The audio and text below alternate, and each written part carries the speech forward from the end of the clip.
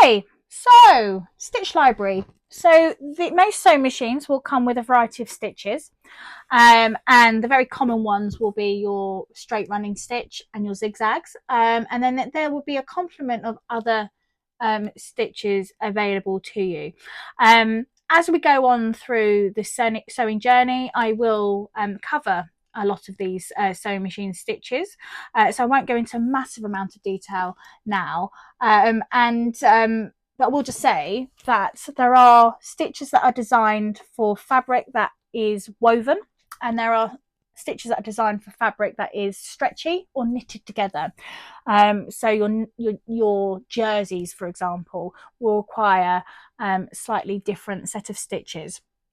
Now, on your manual sewing machine, what you will find is that the stitch dial will have your standard stitches in a grey or a certain colour, and then there'll be a second or even a third colour to indicate stitches that are designed specifically for stretch fabric. And the way you access it is by taking your stitch length button or your dial, and if you turn it to 0 and then keep turning it, you will notice that this gives you a corresponding colour. So in this instance it's a blue, and suddenly all these blue stitches have been engaged. And S1 stands for stretch. Sometimes it's SS, stretch stitch, and that's how you will access all those alternative stitches. That said, there are limitations. It will give you a certain length, and you aren't able to change that length. So quite often you tend to see zigzag used in with stretch fabrics, and you can use a zigzag stitch and change the width and the length if you have that capacity. On a digital machine, there are normally it's almost like a calculator here, but there are lots of different types of stitches. So the stitch library is quite comprehensive on this machine because it also does a little bit of embroidery, and they are coded with numbers. And if you type in that number into the machine, it will preset the stitch, normally with the right or the average stitch length and stitch width, which can be adjusted.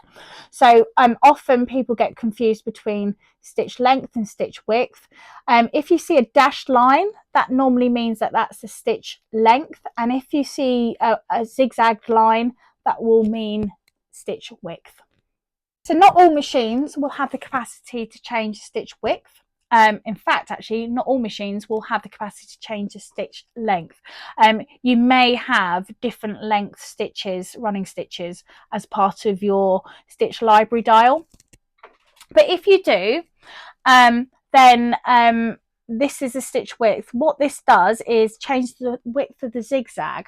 However, if you've engaged a running stitch, a straight stitch, what this will allow you to do, the stitch width button, is move the needle, so you can get really accurate positioning on your needle very close to wherever you're sewing. So very good, useful for things like zips. The only thing to be mindful of is the moment that you move that needle out of its position, any measurements on your base plate will also be out of sync, so you can't use these for accurate measuring. So it's probably worth noting at this point that your standard stitch length for a standard stitch is probably somewhere between 2 and 3. So 2.5, 2.6, 2.4, depending on obviously the machine that you're using, is your standard stitch length.